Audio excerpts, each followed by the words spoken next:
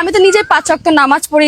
আমি যাকে বিয়ে করব তার মধ্যে অনেক বিশেষ বিশেষ গুণ থাকতে হবে, যেমন সে হুজুর হবে, সে 5 ওয়াক্ত নামাজ পড়বে। আর আমি কি বলবো, আমি তো নিজে 5 ওয়াক্ত নামাজ পড়ি। বাংলাদেশের ছেলেদের মধ্যে তো কোনো পাওয়ার নাই যেটা হুজুরের মধ্যে আছে। আছে কি আপনারা বলতে পারেন যে বাংলাদেশের ছেলেদের মধ্যে কোনো পাওয়ার আছে? একটা হুজুর বিদেশ থেকে নিয়ে এসে খাবার খায়, খেজুর খায়, 3 ফল খায়, কিশমিশ খায়।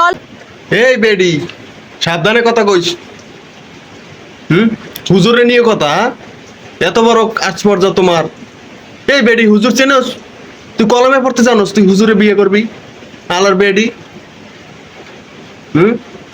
তোর উপর দিয়ে পেটটা দেখা যায় আর তলে ফুটকি দেওয়া যায়। আলার বেডি, হুজুরে বিয়ে করবি? এই আপনারা কিছু কর না, মাদ্রাসার ছাত্রছাত্রী নাই। ভিডিওটা প্রচুর পরিমাণে শেয়ার চাই, জানি এই বেডির লাঙের কাছে এই ভিডিওটা চলে যায়। আলার বেডি, এটা কি ইন্ডিয়ান নাকি ইসি আসামের? হ্যাঁ, এটা বাড়ি কই? আসামের? ও যাতে বাংলাদেশে হইতে এই ভিডিওটা প্রচুর পরিমাণে শেয়ার করেন, প্রচুর পরিমাণে শেয়ার করেন। ও যাতে বাংলাদেশে হইতে ওর দেশ ছাড়া করবেন না। বেডি যেন এরকম হুজুরে নিয়ে আর কোনো বাজে মন্তব্য না করতে পারে, এরকম একটা বেডি। হুজুরে চিনুস না কিছু না, হ্যাঁ?